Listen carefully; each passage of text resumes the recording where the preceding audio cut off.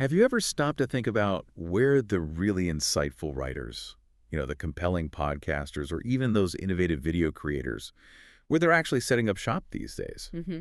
Or maybe, more to the point, how are they managing to sustain their work? Especially when, let's face it, traditional media often seems like it's shrinking, not growing. Yeah, it's a constant state of flux, isn't it? Exactly. It's this huge, kind of complicated question about how we find, how we consume, and how we actually pay for quality content now. It really is. So today on the deep dive, we're going right in. We're looking at a platform that's, well, it's not just making waves. It feels like it's genuinely reshaping the whole landscape Hmm. of online publishing and independent creation. I'm talking about Substack, Right, Substack. It's been hard to miss. definitely. And our mission here is to really unpack it, all of it, from, its origins, how it got started, to the impact it's having a big impact on journalism, on individual creators, and what does it all mean for the future of information, really? That's the big question. And we should say, by 2025, it's way more than just newsletters now. We're talking the whole multimedia package, podcasts, videos, all driven by people subscribing directly. But It's becoming this like new economic engine for creative culture. And that phrase, new economic engine, I think that's absolutely spot on. What's really interesting, I think, is that Substack didn't just sort of appear out of nowhere, right? No. It was a very direct, strategic response to some real limitations, frustrations even that creators and journalists were bumping up against with, the usual social media channels and the old school news outlets. Right, the old models. Exactly. It offered this tangible path to getting some autonomy back and maybe even more importantly, finding economic sustainability for people who felt, well, a bit left out or squeezed by the old system. Yeah. The vision was really laid out back in 2017 by the founders Chris Best, Jair Sethi, and Hamish McKenzie. They saw this clear gap, this need for something fundamentally different. So yeah, throughout this deep dive, we're aiming to give you a really balanced view, rigorous, looking at the actual evidence growth stats, studies on its impact, that kind of thing. Okay, great. So let's unpack that core idea then. We hear this word empowerment thrown around a lot with platforms. Mm-hmm. But what are Substack's foundational goals here? How does it actually empower creators in a way that's, genuinely different from what existed before? Well, the core objective is empowerment, but it's, like you said, it's the how that's different. I'd say Substack really aims to democratize monetization. That's the key phrase. Democratize monetization. Yeah. Right. It means letting writers, creators, podcasters charge their audience, their subscribers directly. So you cut out all those traditional middlemen. Ah, right. No ad networks, no algorithms deciding who sees what. Exactly. And the real game changer, the number everyone talks about, is that creators keep a huge chunk, 90% of their earnings. 90%. Wow. Yeah. Just think about that compared to the old ad-based models. Relying on clicks, impressions. Creators often got pennies on the dollar, really, and had so little control. Yeah, absolutely. This just completely flips that power dynamic. That 90%, that is incredibly compelling. It Yeah. really does flip the script, doesn't it? You go from relying on, I don't know, the whims of an algorithm or ad budgets to building this direct sort of personal and financially real connection with your audience. You can almost picture it, right? Yeah. A writer struggling on some platform, making almost nothing from ads. Yeah. On Substack, maybe they get, say, 1,000 dedicated subscribers paying just $5 a month. That suddenly becomes, what, $4,500 a month straight into their pocket? Exactly. That's potentially life-changing income. It actually sustains the work. It absolutely transforms things for creators. That 90%, it's not just a number. It's this huge step towards real financial sustainability, real independence. And if you connect that to the bigger picture, think about all the talented journalists, editors, writers who've lost jobs as traditional newsrooms have shrunk. Yeah, it's been brutal. Substack has provided a viable alternative for so many, often a thriving one. It's not just a platform, it's like a business in a box for their expertise. Okay. And it's not just the money either. The platform's also designed pretty carefully to build real communities. You've got features like Notes, which, for people who don't know, it's sort of like an internal social feed, right? Creators and readers chatting. Kind of like a built-in Twitter, but just for Substack people. Sort of, yeah, but maybe more focused. Plus, you have dedicated subscriber chats and this system of cross-recommendations between publications. It's all geared towards building loyalty and helping people discover new stuff organically within that ecosystem. Ah, so discovery isn't just left to chance. No, they actively foster it. And the overall aim is clearly to support just a huge range of content. Deep journalism, science explainers, cultural takes, opinions, Hmm. attracting experts who are definitely looking for alternatives to what they maybe see as a declining mainstream. That makes a lot of sense. So it's more than just a tool. It's Yeah. trying to be this whole, like, self-sustaining ecosystem. Exactly. Okay, so building on that idea, how did Substack actually get from just being a simple newsletter tool to, well, this big multimedia platform we see now?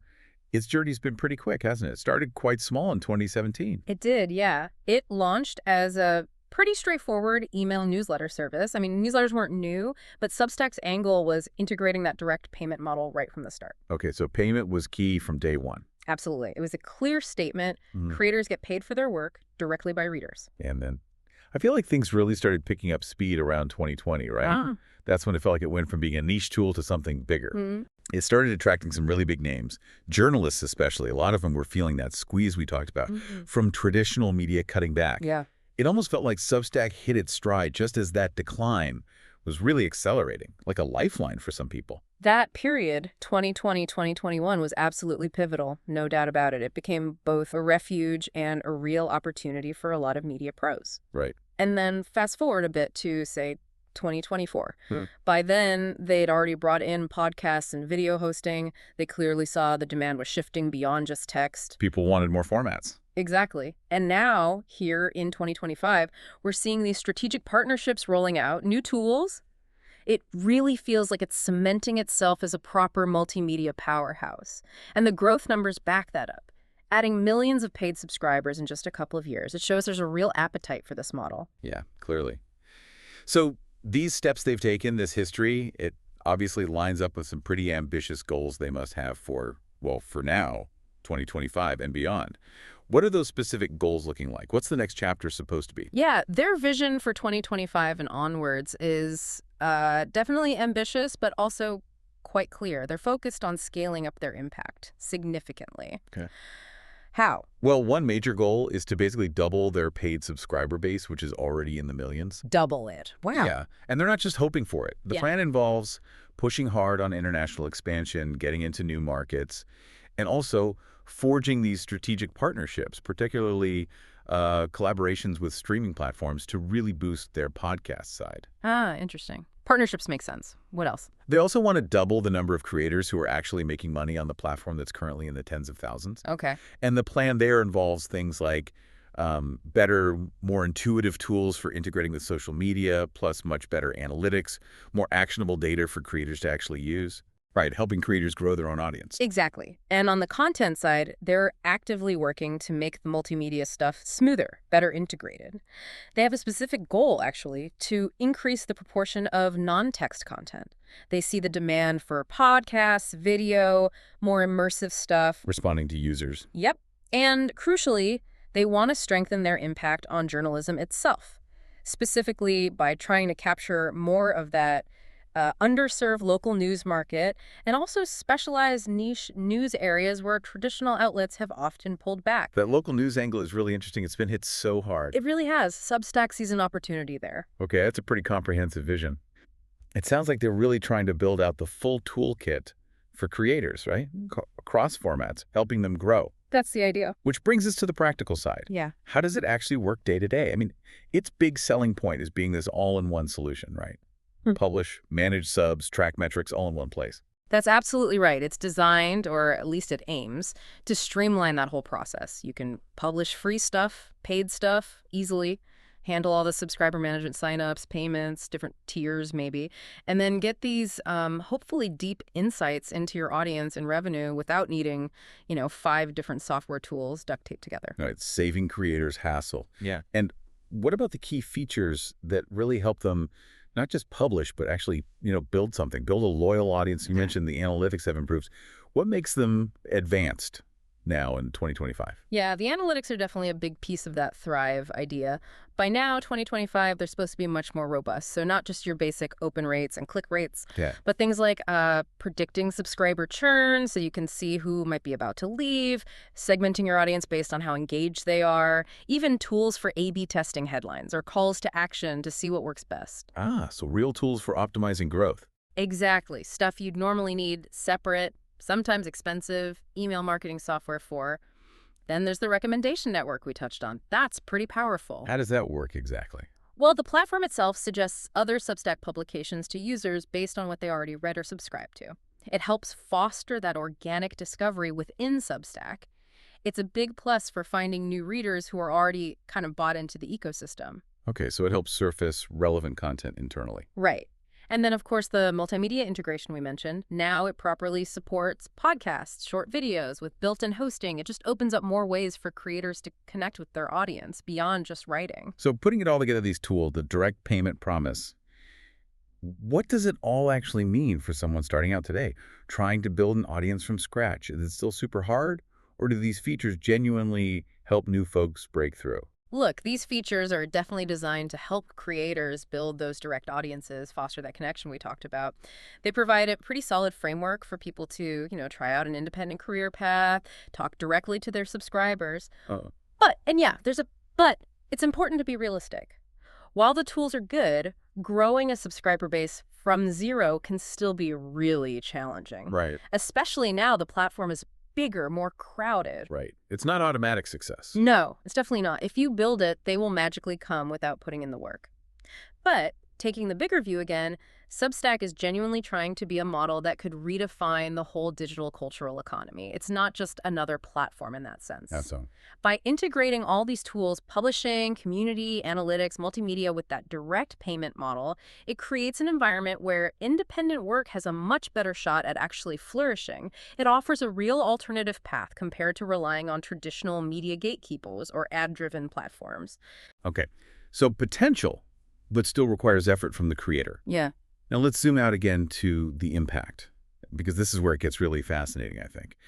By 2025, it feels pretty clear that, these subscription models can actually support high-quality journalism, high-quality creative work. How has Substack really shaken up the media world? Oh, it's fundamentally changed the conversation and the reality for many. It has definitively proved a crucial point, that a direct consumer subscription model can sustain quality work, often at a level that, frankly, the traditional ad-supported model is really struggling with now. Right. And look who it's attracted, this incredibly diverse group of experts. You've got science communicators doing deep dives, political analysts offering perspectives you might not find elsewhere, niche cultural critics, people who might have struggled to find that kind of platform or financial backing before. Yeah, finding their niche and audience directly. Exactly. And there's also that potential we mentioned for local journalism. It's still early days in many ways, but the potential is there to create these dedicated, community-funded news sources. That's huge. And obviously, the big thing is reducing that reliance on ad revenue, freeing creators from just chasing clicks all the time. Okay, that's the positive side. But as always, it's not a perfect solution, right? Yeah. It seems like this model, while promising, also brings up some tricky new questions. Right. It's definitely not a magic bullet. There are complexities. While it offers that financial independence, that creative freedom, which is huge, Yeah. its structure, its very model, Yeah. raises some pretty profound questions. This really brings us to the challenges. Okay, what are the big ones? Well, first, Substack offers this independence, which is great, but that same model brings challenges, especially around content moderation and also the potential for increasing polarization, similar things we've seen with traditional social media, actually. Okay. Content moderation is a big one for any platform. It's huge. And Substack has faced significant criticism here, accusations that its policies are too lax, allowing controversial, sometimes pretty harmful content to find a home there.